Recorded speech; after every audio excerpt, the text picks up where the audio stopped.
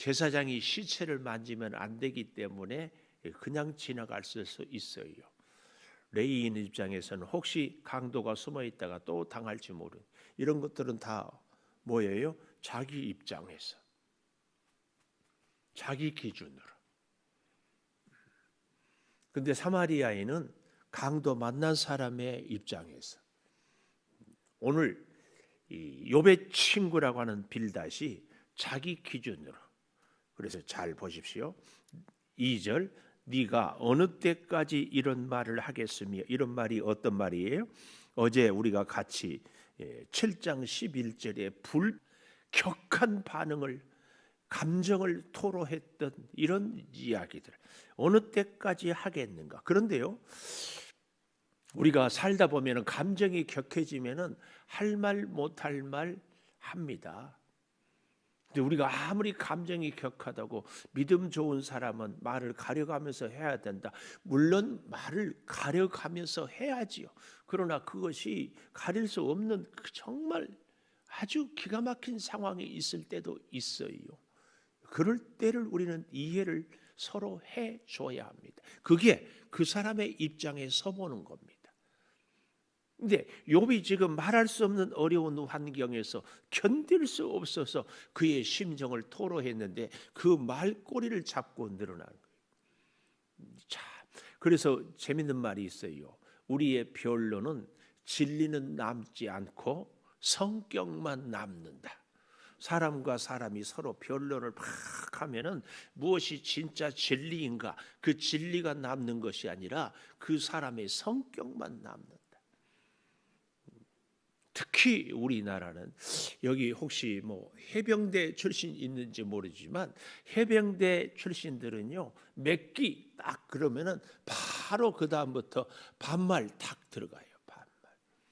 우리 뭐 학연 혹은 뭐 또 나이 뭐 이런 것들로.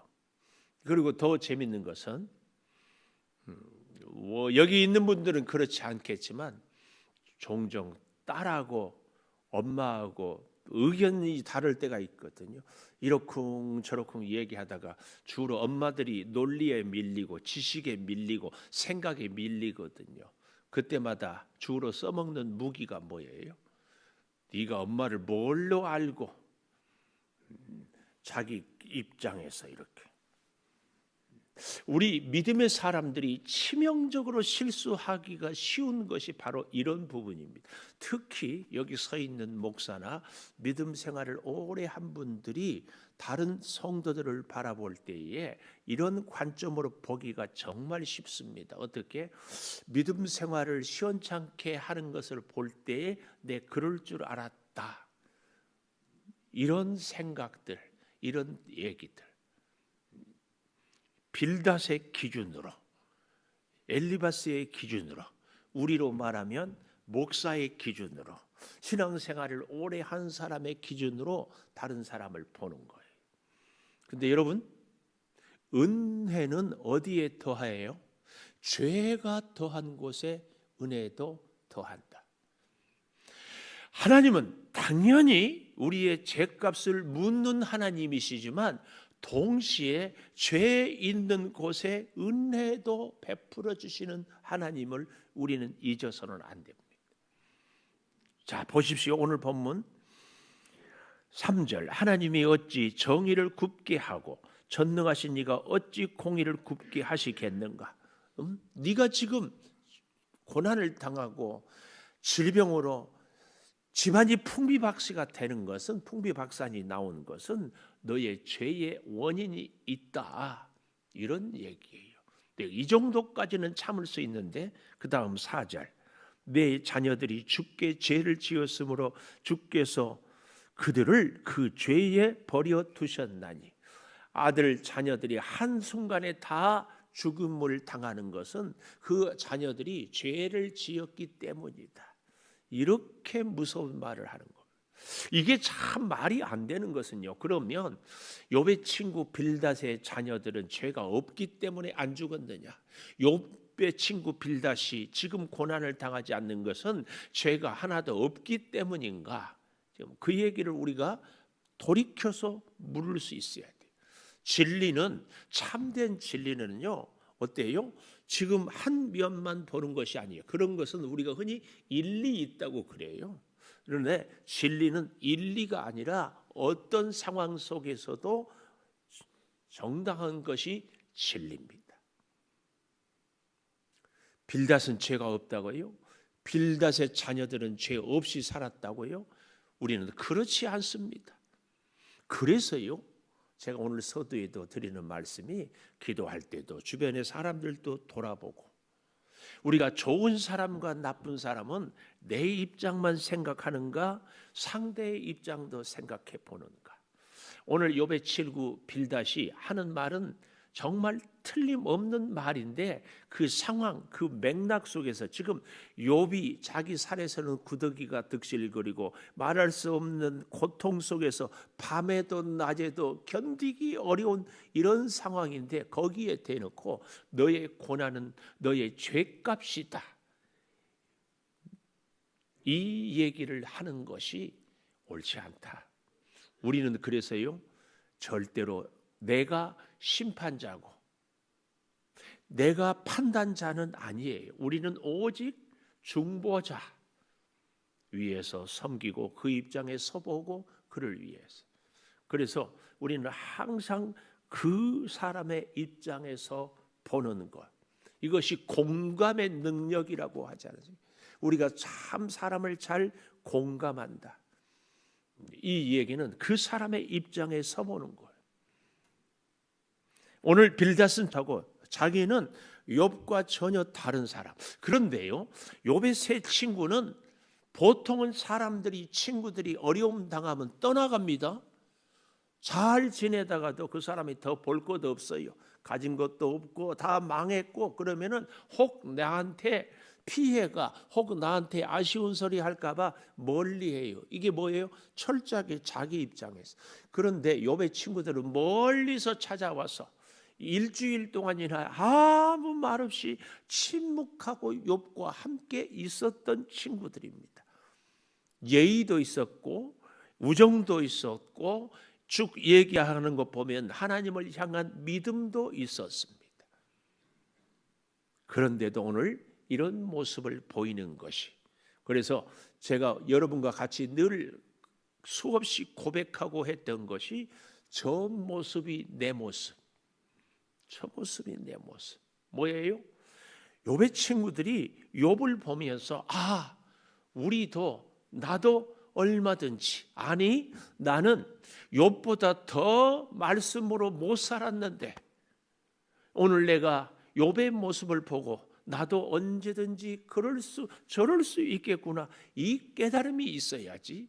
자기는 잘 사는 것처럼 욥을 정죄하는 것, 이것이 욥의 친구들의 치명적 실수다, 실수. 수년 전에 이 서남아시아, 아마 인도네시아인가 제가 알고 있는데, 쓰나미가 왔을 때요, 그렇게 한국교회 어떤 목사님이 설교를 했어요.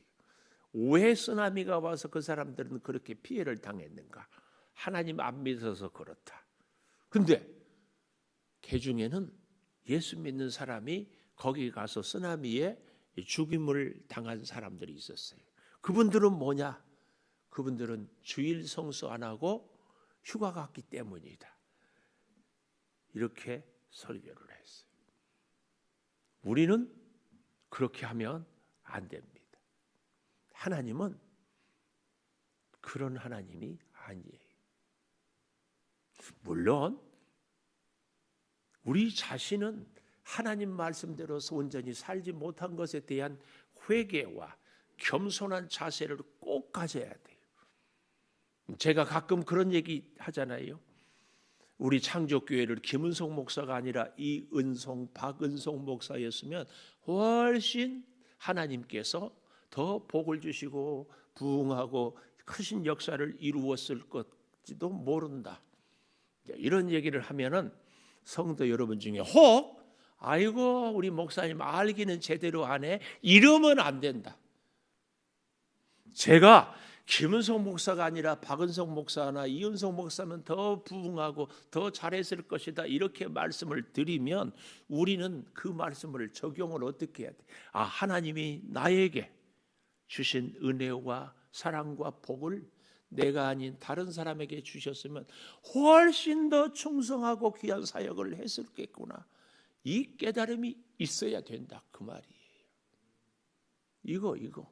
그래서 우리는 누구를 판단하고 정죄하는 심판자의 자리가 아니라 중보하고 이해하고 섬기는 이런 사람의 자리에 꼭 서야 된다, 이겁니다. 이거 우리가 욥기를 통하여 얻어야 될 깊은 교훈, 욥의 세 친구들이 인과응보, 모든 원인이 나에게 있어서 내가 복을 받을 수 있는 사람이어서 복을 받고 내가 벌을 받을 수 있는 사람이어서 벌을 받는 것이 아니고 뭐라고요? 하나님의 은혜가 오늘 나를 있게 했다. 이걸 잊지 말자, 그 말. 잊지 말자. 욥의 친구들도 그걸 알아야 되는데 그걸 잊어버리고 하나님을 잊어버리고 하나님 없이 그러면서 자꾸 이야기를 하고 상대방을 정죄할 때는 하나님을 갖다가, 미안하지만 욥의 친구 이 빌닷이 욥의 자녀들에 대하여서 지금 여기 4절에 자녀들이 주께 죄를 지었으므로 그 주께서 그들을 그 죄에 버려 두셨나니, 물어보고 싶어요. 이 빌닷이 욥의 자녀들이 무슨 죄를 지었는지 물어보고 싶어요. 제대로 알지도 못하면서 마치 다 아는 것처럼, 여러분, 우리가 그 누군가에 대해서 이러쿵저러쿵 얘기할 때 진짜 제대로 압니까? 우리 주변에 사랑하는 이웃들, 성도들, 아니 우리 한 교회 안에서 믿음 생활할 때 내 코드하고 맞지 않는다고, 내 뜻하고 다르다고 해가지고 판단하고 정죄하는데 그 사람에 대해서 우리가 진짜 제대로 압니까?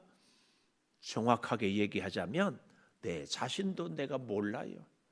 너무 재밌는 것은 나는 그럴 수 있고 나는 내 자신을 이해하는데 다른 사람에게는 왜 그렇게 엄격한 기준을 대는지, 이게 우리가 절대 우리 스스로 정말 하나님 앞에서 이 욥기를 통하여서 가장 먼저 풀어야 될, 해결해야 될 이 문제예요.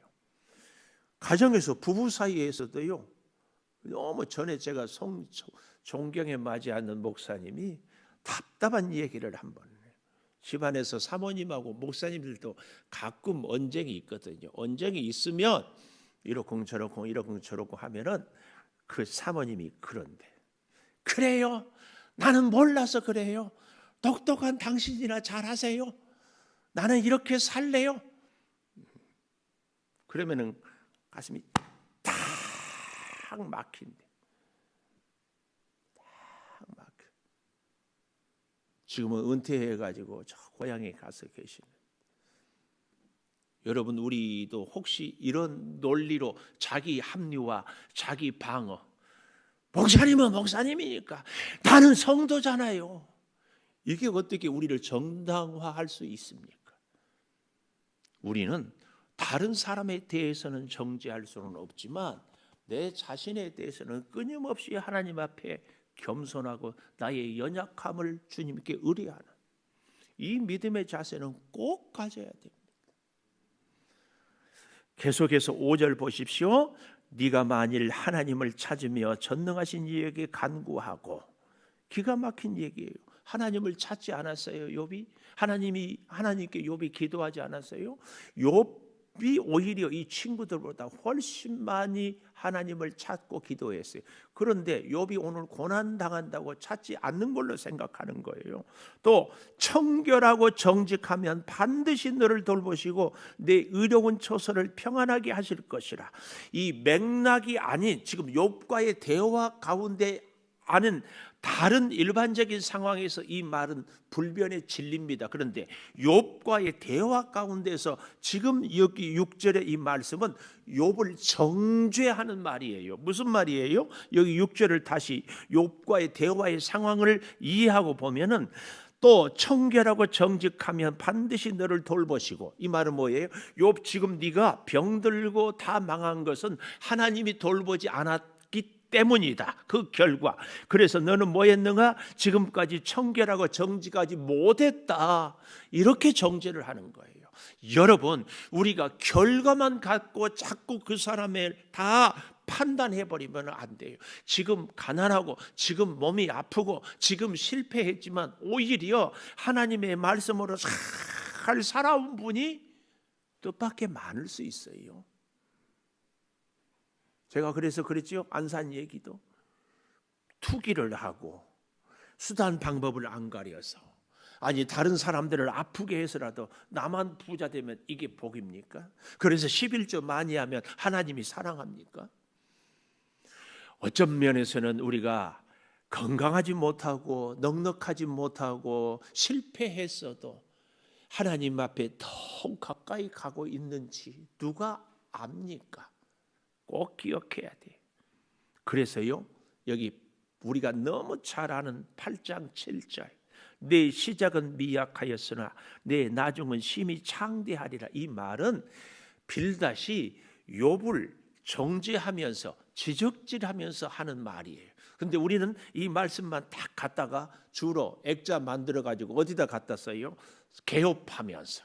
지금은 작게 시작하지만 심히 창대하리라. 물론 참 좋은 말씀입니다. 그러나 적어도 우리는 어때요? 욥기를 공부하고 났으니까 이 말이 지금 욥과 특별히 빌닷이라는 청년이 욥을 공격하면서 정죄하면서 하는 말이란 그 의미는 알고 써야 돼. 알고.